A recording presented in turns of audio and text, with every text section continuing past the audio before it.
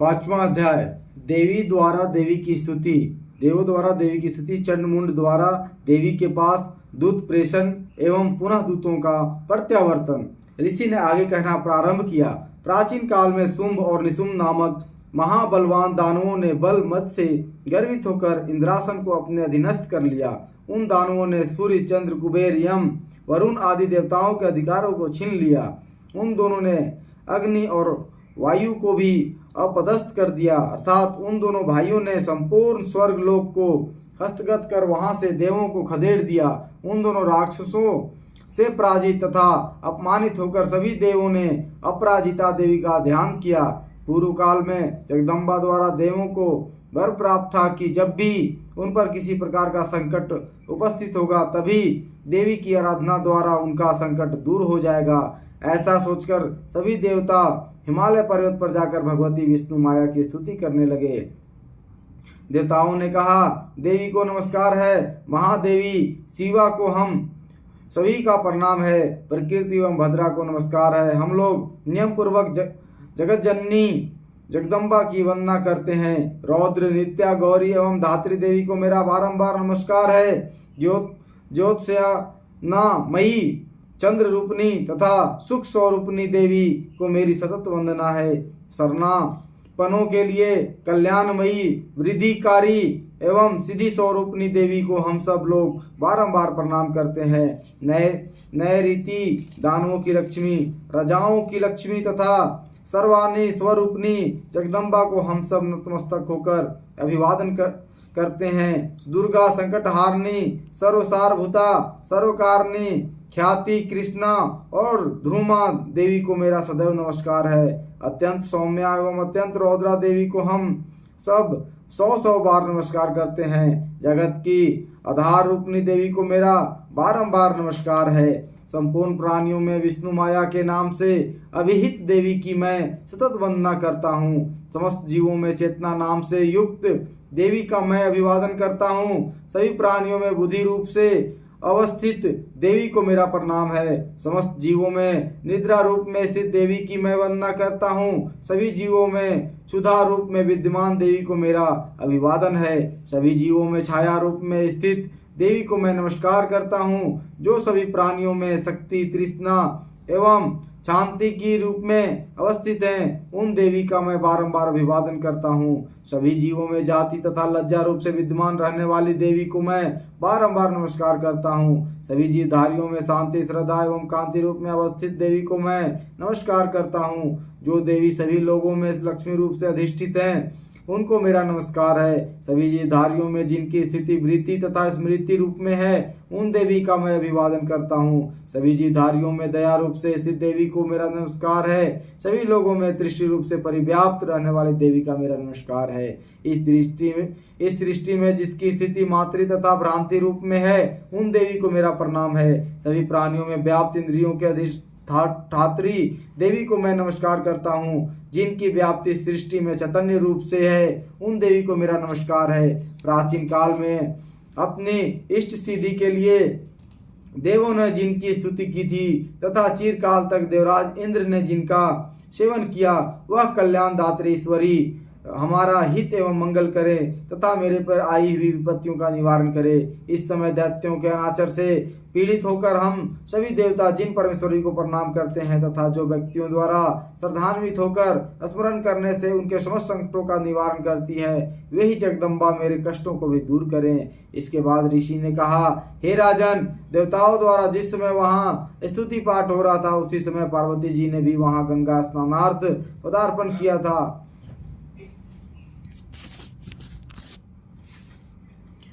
मनोहारी भ्रिकुटी से युक्त उन भगवती पार्वती ने देवताओं से पूछा, आप लोग यहाँ पर किसका स्तुति गान कर रहे हैं? तब उन्हीं के शरीर कोश से निर्गत शिवा देवी ने उत्तर दिया, ये सभी देव युद्ध में शुंभ निशुंभ नामक दैत्यों से अपमानित एवं पराजित होकर मेरी ही स्तुति कर रहे हैं। पार्वती जी के शरीर कोश से ही अंबिका देवी की उत्पत्ति हुई थी, इसलिए वे त्रैलोक्य में कौशिकी नाम से संबोधित की जाती हैं। कौशिकी की उत्पत्ति के बाद पार्वती जी के शरीर का रंग काला पड़ गया, इसलिए वे हिमालय पर निवास करने वाली कालिका देवी के नाम से प्रसिद्ध हुई। तदंतर शुंभ निशुंभ के अनुचर चंडमुंड के आकार परम मुग्ध कारणी रूप वाली अंबिका देवी को देखा। देवी को अवलोकन करने के बाद उन्होंने शुंभ दैत्य से जाकर कहा, महाराज, मैंने हिमालय पर्वत पर एक अति सुंदरी स्त्री को देखा है। उसकी कांति से हिमालय आलोकित हो रहा है। वैसी अनिद्य सुंदरी को अब तक कभी किसी ने नहीं देखा होगा। हे दानवराज, आप पता लगाकर उस स्त्री को ग्रहण कर लीजिए। उस स्त्री के समस्त अंगों की शोभा वर्णनातीत है और अपनी अंग प्रभा से ही वह संपूर्ण दिगंतों को प्रकाशित कर रही है। अभी तक वह हिमालय पर ही विद्यमान है। आप चलकर उसके स्वयं अपनी आंखों से देख सकते हैं। इस समय आपके आवास स्थान में सभी अमूल्य रत्न, हाथी, घोड़े आदि शोभित हो रहे हैं। आपने ही इंद्र से ऐरावत, पारिजात से वृक्ष एवं अश्वों से श्रेष्ठ उच्च सर्वा नामक घोड़ा छीन लिया था। इसके अतिरिक्त हंसों से जुता हुआ ब्रह्मा जी का रत्न जटित विमान भी आपके यहाँ रखा हुआ है। आपने कुबेर से महापद्य नामक निधि भी हरण करके अपने पास रख लिया है। समुद्र ने केसरों से सुगंधित अपना किंजलकिनी नामक माला आपके हाथों सहर्ष समर्पित कर दी है, जिसके कमल सदैव हरे भरे बने रहते हैं। वरुण देव का सोना बरसाने वाला छाता भी आपके घर की शोभा बढ़ा रहा है तथा प्रजापति का उत्तम रथ भी आपके अधिकार में ही है। हे असुरराज, मृत्यु की उत्क्रांतिका नामक शक्ति भी आपने उपलब्ध कर ली है। वरुण का पास तथा समुद्र गर्भ के अनेक रत्न आपके छोटे भाई निशुंभ के पास है। अग्नि के 2 दिव्य वस्त्र आपको स्वयं अर्पित कर रखे हैं। हे दैत्यराज, इस प्रकार आपने संपूर्ण रत्नों का संग्रह कर रखा है। फिर आप स्त्रियों में रत्न रूपी देवी को ही क्यों कर छोड़ रखा है? अतः इसे भी आप अपनी अनुगामिनी बना लीजिए। ऋषि ने पुनः कहा। चंडमुंड के मुख से ऐसी अनहोनी बात सुनकर शुंभ ने देवी के पास महादानव सुग्री को दूत बनाकर भेजा। शुंभ ने उस राक्षस से कहा कि तुम उसे प्रलोभन देकर शीघ्र ही मेरे पास लाने की चेष्टा करो। शुंभ का आदेश मिलते ही वह दानव पर्वत के उस रमणीक भाग में आ गया जहाँ देवी पहले से ही विराजमान थी। तब शुंभ के दूत ने देवी से मधुर वचन में कहा। दूत ने देवी से कहना प्रारंभ किया, हे देवी, इस समय दैत्यराज शुंभ ही इस तरलोक के एकमात्र अधिपति हैं। उन्हीं का भेजा हुआ मैं दूत के रूप में तुम्हारे सम्मुख उपस्थित हुआ हूँ। सभी देवगण उनकी आज्ञा का पालन बिना प्रतिरोध करते आए हैं। कोई भी उनका आदेश नहीं टाल सकता है। उन्होंने संपूर्ण देवों पर विजय प्राप्त किया है। तुम्हारे लिए उन्होंने जो संदेश मुझसे कहलवाया उसे तुम ध्यान देकर सुनो।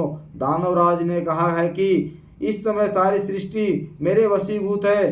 देवता भी मेरी बात का उल्लंघन नहीं कर सकते हैं। संपूर्ण यज्ञों का मैं ही पृथक पृथक रूपों में भोगता हूँ। त्रिलोकी के समस्त श्रेष्ठतम रत्न मेरे ही पास उपलब्ध हैं। देवराज इंद्र का सर्वश्रेष्ठ वाहन ऐरावत हाथी मेरे ही पास है। क्षीर सागर के मंथन काल में प्राप्त उच्च सर्वा नामक असुरत्न देवताओं ने मुझे दे डाला है।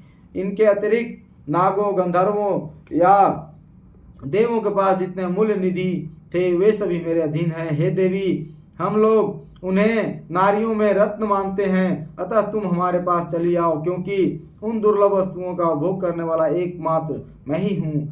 हे चंचलाक्षी, तुम मेरे या मेरे महाबलवान भाई निशुंभ के पास रहकर सुदुर्लभ सुखों का उपभोग करो, क्योंकि तुम रत्न स्वरूपा हो। मेरा वर्ण करके ही तुम अतुल संपत्ति की अधीश्वरी बन सकती हो। तुम अपनी समझ से काम लो और मेरी पत्नी बनना सहर्ष स्वीकार करो। तब ऋषि ने कहा।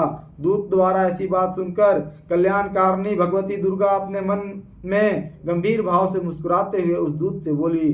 देवी ने दानव दूत से कहा, हे दूत, तुमने जो कुछ भी मुझे बताया है यह अक्षरशः सत्य है। इसमें तनिक भी संदेह नहीं है। इस समय तरलोक का स्वामी शुंभ तथा उसी के समान पराक्रमी उसका भाई निशुंभ भी है, किंतु इस विषय में मैंने प्रतिज्ञा की है कि उसे भला मैं कैसे तोड़ सकती हूँ। मैं अपना संकल्प तुम्हें बताती हूँ। जो भी प्राणी मुझे समर में पराजित करेगा, मेरे दर्प को दर्पित करेगा तथा जो पराक्रम और शौर्य में मेरे ही समान होगा, उसी से मैं अपना विवाह करूंगी। ऐसा ही मेरा संकल्प है। इसलिए यहाँ शुंभ निशुंभ आकर मुझे जीत ले तो मैं शीघ्र ही उनको प्रतिरूप में वर्ण कर सकती हूँ। अतएव इस कार्य में विलंब करना ठीक नहीं है। देवी की बात सुनकर दूत ने कहा, हे देवी, तुम्हारी बातें केवल दम्भपूर्ण है, लड़ने की तो कल्पना भी नहीं की जा सकती है। इस विश्व में ऐसा कोई जीवधारी नहीं जो शुंभ निशुंभ के सामने खड़े होने की सामर्थ्य रखता हो। सभी देवता एक साधारण राक्षस को सामूहिक रूप से नहीं जीत सकते, तब तुम अकेली अबला क्या कर सकती हो। जिन असुरों के आगे इंद्रादिक देवता भी नतमस्तक हो गए, उनके सामने तुम एकाकी क्या कर सकती हो। मेरी बात मान लेने में ही तुम्हारा हित है, अतः तुम मेरे साथ चली चलो, अन्यथा हमको तुम्हें बलात् ले जाना पड़ेगा, तब तुम्हारी मर्यादा कहाँ रहेगी। दूत की बात सुनकर देवी ने कहा, तुम्हारा कहना ठीक है, परंतु मैं अपनी प्रतिज्ञा के कारण विवश हूँ। मैंने बिना सोचे समझे ऐसी प्रतिज्ञा कर ली थी, अब उसे कैसे छोड़ दूं। इसलिए तुम अपने स्वामी से मेरी बातें समझाकर कहो, उसके बाद वे जैसा उचित समझेंगे वैसा करेंगे। इस प्रकार 5वां अध्याय समाप्त हुआ। अब आगे 6ठा अध्याय में चलते हैं। धूम्रलोचन वध। ऋषि ने कहा, देवी के मुख से ऐसी विचित्र बात सुनकर दूत को अत्यंत आश्चर्य हुआ और उसने असुर राज से सारा वृत्तांत जाकर कहा। दूत से ऐसी बात सुनकर दानवराज अत्यंत क्रोधित होकर अपने सेनापति धूम्रलोचन से बोला, धूम्रलोचन, तुम अपनी सेना के साथ अभी वहां चले जाओ और उस दुष्टा स्त्री के केस पकड़ घसीटते हुए यहाँ बलपूर्वक लाओ। उसका रक्षक यदि कोई यक्ष गंधर्व देवता आदि हो तो उसका भी वध कर डालना। तब ऋषि ने कहा, धूम्रलोचन अपने स्वामी का आदेश मिलते ही 60,000 दानवों को साथ लेकर उसी क्षण चल पड़ा।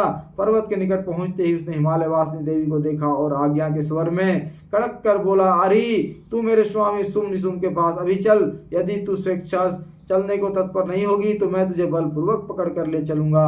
सेनापति की बात सुनकर देवी ने कहा, तुम राक्षस राज के कहने से यहाँ आए हो और स्वयं भी पराक्रमी हो। इस समय तुम्हारे साथ विलुप्त वाहिनी भी है। ऐसी अवस्था में यदि तुम मुझे बलपूर्वक भी ले चलोगे तो मैं तुम्हारा कुछ भी नहीं बिगाड़ सकती। तदंतर ऋषि ने पुनः कहा। देवी का नकारात्मक उत्तर सुनकर धूम्रलोचन वेग पूर्वक देवी की ओर दौड़ पड़ा। तब देवी ने हूँ शब्द का उच्चारण करके उसे वहीं ढेर कर दिया। फिर तो वह विशाल सेना एक बार ही देवी पर टूट पड़ी। तत्पश्चात दानवी सेना के साथ अंबिका का तीक्ष्ण बाणों, शक्तियों तथा फरसों का युद्ध चलने लगा। इतना देखकर देवी वाहन क्रुद्ध सिंह भी अपने अयालों गर्दन के लंबे बाल को फटकारता हुआ राक्षसी सेना में घुस पड़ा। सिंह के कुछ एक को पंजों के खरोच से, कितनों को जबड़े से तथा कितनों को धराशायी करके दाढ़ों के प्रहार से मार डाला। उस सिंह के कितने ही राक्षसों का पेट अपने नाखूनों से फाड़ डाला तथा कितने के सिर को थप्पड़ के आघात से उड़ा दिया। कितनों के भुजाएं और मस्तक उसने चबा डाला और कितने को पेट चीर करके अपने अयालों को फहराते हुए उनका खून पी डाला। देवी के महाबली सिंह ने क्षण मात्र में ही संपूर्ण आसुरी सेना का ध्वंस कर दिया। अब शुंभ को यह खबर मिली कि युद्ध में धूम्रलोचन मारा गया तथा उसकी समस्त सेना का विनाश सिंह द्वारा हो गया। तो अत्यंत क्रोधावेश में उसके होठ कंपायमान हो गए। उसने चंडमुंड नामक 2 महाबलशाली दानवों का आदेश दिया, हे चंडमुंड, तुम अपनी असंख्य सेना के साथ अभी वहां जाकर उसे बांध लो और उसे घसीटते हुए मेरे पास लाओ। यदि उसे इस प्रकार लाना संभव न हो तो आसुरी सेना की मदद से उसे वहीं मार डालना। उस दुष्टा की हत्या होने तथा सिंह के मारे जाने पर उस अंबिका को अपने पास में बांध करके शीघ्र ही वापस आओ। इस प्रकार 6वां अध्याय समाप्त। आगे 7वां अध्याय में चलते हैं। चंडमुंड का वध है। ऋषि ने कहा, शुंभ निशुंभ की आज्ञा पाते ही चंडमुंड अपनी चतुरंगनी सेना के साथ अस्त्र शस्त्रों से सज्जित होकर देवी के पास चल पड़े। उन लोगों ने पर्वतराज हिमालय की स्वर्णिम ऊंची चोटी पर देवी को सिंह पर सवार देखा। देवी मंद मुस्कान बिखेर रही थी। देवी को देखते ही उन्होंने पकड़ने के उद्देश्य से अचानक ही आसुरी सेना उस पर टूट पड़ी। किसी ने अपना धनुष संभाला तो किसी के मयान से तलवार खींच ली तो कुछ एक देवी के सामने आकर खड़े हो गए। उस समय अंबिका देवी अत्यंत कुपित हो गई। क्रोधानल के धधकने से उनकी मुखाकृति काली हो गई, उनकी भवें तन गई तथा उस स्थान से विकराल काली का प्रादुर्भाव हुआ। उनके हाथ में तलवार तथा पास था। वे चीते के चमड़े की साड़ी पहने नर मुंडों की माला से सुशोभित हो रही थी। उनके हाथ की तलवार विशिष्ट प्रकार की थी। उनके शरीर का मांस सूख कर केवल अस्थि पंजर रह गया था। ऐसे वेश के कारण उनकी आकृति बड़ी डरावनी लग रही थी। उनके विशाल मुख गह्वर में जीभ लपलपा रही थी, जिसके कारण वे बहुत ही भयंकर दिख रही थी। उनके नेत्र अक्षी कोटरों में भीतर की ओर धसे हुए थे। उनकी आंखें लाल वर्ण की थी। वे देवी अपनी भीषण गर्जना से त्रिलोक को कंपित कर रही थी। वे कालिका देवी मुख्य मुख्य असुरों का वध करती हुई बड़े वेग से दैत्यों की सेना पर टूट पड़ी और उन सभी को अपना भक्ष्य बनाने लगी। वे विकराल देवी अपने एक ही हाथ से पकड़कर अंग रक्षकों, अंकुशधारी महाबली, बड़े बड़े वीरों तथा गल घंटधारी विशालकाय हाथियों को अपने मुख में भर लेती थी। इसी तरह हाथी, घोड़े, सारथी आदि को निगलकर भीषण आवाज में उन्होंने चबा रही थी। किन्हीं किन्हीं राक्षसों के केस खींचकर, किन्हीं का गला मरोड़कर, किसी को पैरों तले रौंदकर एवं किसी को अपने वक्ष प्रहार से यमालय भेज दे रही थी। दानवों द्वारा छेपित अस्त्रों शस्त्रों को वे मुंह में पकड़कर दांतों से पीस डालती थी। काली ने उन महाबली दैत्य समूहों को कुचल डाला।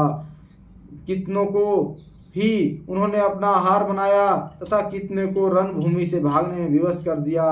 कोई तलवार की धार से चीर डाले गए तो कोई खड़वांग एक प्रकार की बड़ी तलवार से मार डाले गए तथा कितने ही उनके नुकीले दांतों में पिस गए। इस प्रकार क्षण मात्र में ही देवी ने उस विशाल सेना का अंत कर डाला।